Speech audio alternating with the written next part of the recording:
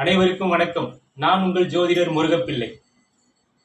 இன்று பார்க்க போகும் தலைப்பு 2026 நடக்கும் தமிழக சட்டமன்ற தேர்தலில் தளபதி விஜய் அவர்கள் முதலமைச்சர் ஆவார்.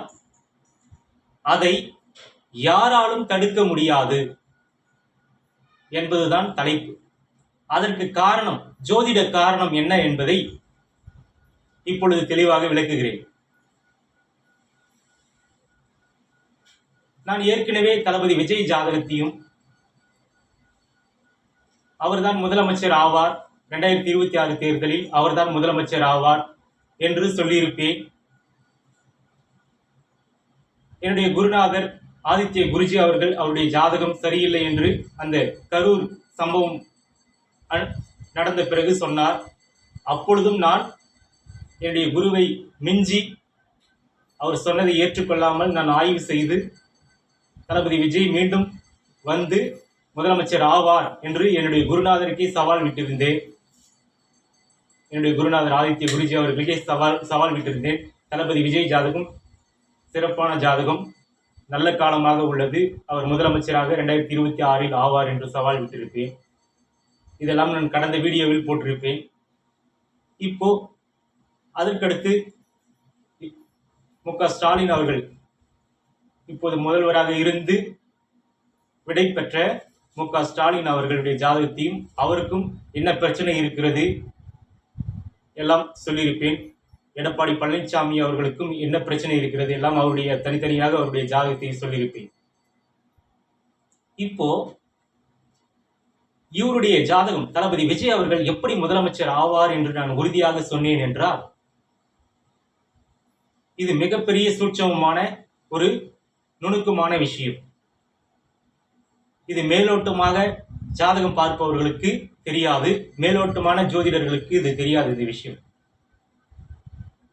ஆதித்ய குருஜியுடைய மாணவராக நான் அவரிடம் எல்லாம் ஞானத்தையும் கற்றுக்கொண்டு அவரையே மிஞ்சும் அளவிற்கு நான் அவருடைய மாணவர்கள் யாரும் அவர் கருத்தை விஜய் அவர்கள் ஜாதகம் சிறப்பாக இல்லை இந்த காலகட்டத்தில் என்று சொல்லிவிட்டார். அதையும் மீறி நான் முதலமைச்சர் ஆவேன் என்று சொல்லியிருப்பேன் என்றால், நான் கூடுதலாக இந்த ஜோதிட ஞானத்தை பெறுவதற்கான முயற்சியில் ஈடுபட்டு அதை நான் ஆய்வு செய்து உங்களுக்கு வெளிப்படுத்தினேன். அதை அனைவரும் நீங்கள் புரிந்து கொள்ளப் போகிறீர்கள். 2026 மே 4ஆம் தேதி தேர்தல் முடிவுகள் வரும் பொழுது கண்டிப்பாக தளபதி விஜய் அவர்கள் பெரும்பான்மையான இடத்தில், அதிக இடத்தில் வெற்றி பெற்று தனித்து ஆட்சி அமைப்பார். கண்டிப்பாக முதலமைச்சர் ஆகியே தீருவார். 100% இது நடக்கும். எப்படி என்றால், அவருடைய ஜாதகம் சாதாரண ஜாதகம் அல்ல. கடக லக்னம், கடக ராசி, அந்த இரண்டுமே ஒன்றாகி அந்த கடக லக்னாதிபதியான சந்திரனும் அங்கே ஆட்சியாகி அவரும் குரு பார்வையில் இருந்து கொண்டு லக்னத்துக்கும் குரு பார்வை விழுந்து அவரே ஆட்சியாகி கடக லக்னாதிபதியான சந்திரனும் வளர்ப்பிறை சந்திரனாகி ஆட்சியாகி லக்னத்துக்கு குரு பார்வை விழுகிறது. நுணுக்கமாக பார்க்கும் பொழுது குருடைய ஒளி டிகிரி அளவில் லக்னத்துக்கு விழுகிறது. அதே போன்று மிகப்பெரிய சூட்சும விஷயமான ஒன்றான அவருக்கு தசாபுக்தி அமைப்பில் அவருக்கு ஏப்ரல் 21ஆம் தேதி குரு புக்தி தொடங்குகிறது. குரு பாக்கியாதிபதி. இன்னொன்று 6ஆம் அதிபதி, எதிரிகளை உருவாக்கக்கூடிய அதிபதி. அப்போ இவருக்கு அரசியல் எதிரிகள் பலமாக உருவாகுவார்கள். அவர்களை வெற்றி கொண்டு இவர் பாக்கியாதிபதியாக குரு பகவான் எதிர்பாராத அதிர்ஷ்டத்தை தரக்கூடிய 8ஆம் வீட்டில் அமர்ந்து சிம்ம வீட்டை நேரடியாக தொடர்பு கொள்வதால், அதிகார அரசு வீடான சிம்ம வீட்டை அவர் பார்வையிடுவதால், அந்த குரு புக்தி ஏப்ரல் 21ஆம் தேதி முதல் அவருக்கு தொடங்குவதால் அவர் ஆட்சி அதிகாரத்தை பெற்றே தீர்வார். எதிர்பாராத மிகப்பெரிய அதிர்ஷ்டம் அவருக்கு ஏப்ரல் 21க்கு மேல் வேலை செய்ய போகிறது. ஏப்ரல் 23 தேர்தல்.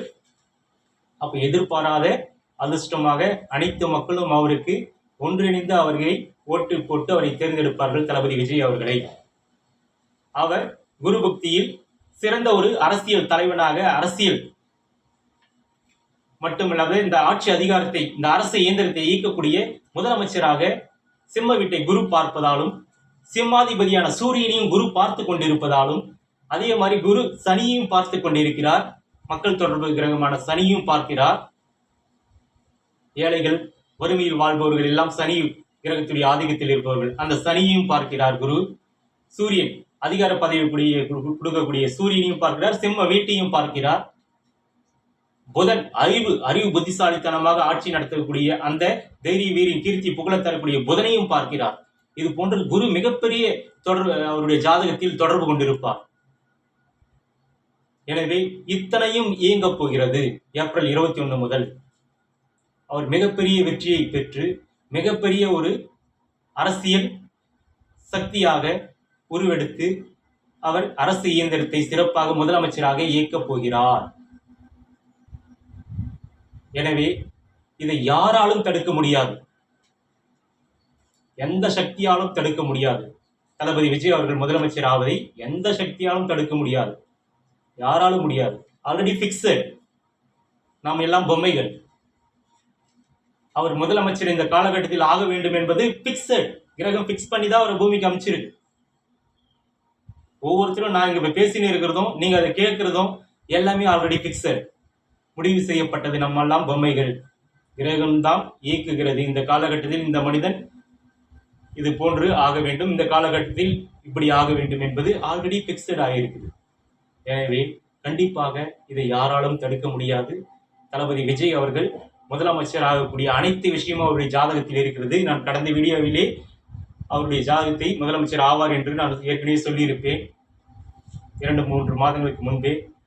எனவே நடந்தே தீரும், அவர் முதலமைச்சர் ஆவார். அவருக்கு இப்பொழுதே நான் அட்வான்ஸ் வாழ்த்துக்களை தெரிவித்துக் கொள்கிறேன். வருங்கால தமிழக முதல்வர் மே மாதம் 4ஆம் தேதி முதல் அவர் வெற்றி பெற்று அவர் முதலமைச்சராக போகிறார். அவருக்கு நான் இப்பொழுதே வாழ்த்துக்களை தெரிவித்துக் கொள்கிறேன். வாழ்க வளமுடன். எல்லோரும் நன்றாக இருக்கிறது.